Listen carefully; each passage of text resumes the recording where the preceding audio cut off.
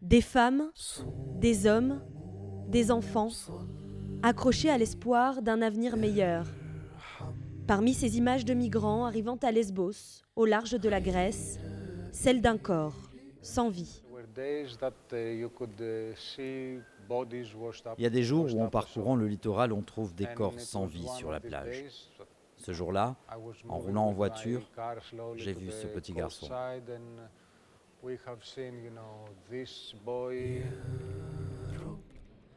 Ce cliché du photoreporter grec Haris Messinis en rappelle un autre. Le 2 septembre 2015, une photo, celle du petit Elan, bouleverse l'opinion publique. L'image devient un symbole. Pourtant, depuis la mort du garçon, plus de 300 enfants ont eux aussi péri noyés.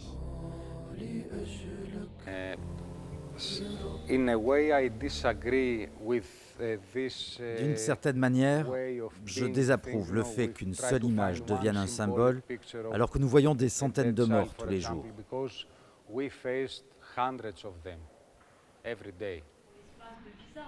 Pourquoi la photo d'Elan a-t-elle été si marquante ? Quelques mois après la médiatisation, elle alimente toujours le débat. Là, d'un seul coup, je pense que les gens se sont dit « mais ça pourrait être mon gosse, quoi. Ça pourrait être mon gamin ». C'est pas, pardon, je vais vous choquer, mais c'est pas un petit noir, c'est pas un petit maghrébin.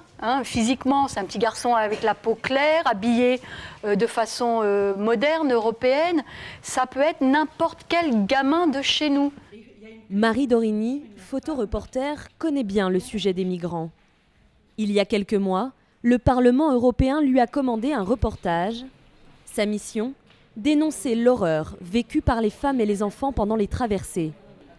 Sur les 850 000 migrants en exil en 2015, cette partie de la population a représenté plus de la moitié des passagers. Pour Marie Dorini, pas question de s'arrêter à ce projet, il faut continuer à témoigner. C'est pas mon simple reportage peut-être qui va le faire, mais c'est une multiplication de reportages, de regards, d'informations mise à disposition qui peut permettre cet éveil des consciences. Malgré toute l'émotion suscitée par les reportages en Grèce, en mars 2016, l'Europe décide de fermer la route des Balkans pour réduire l'afflux de migrants sur son territoire.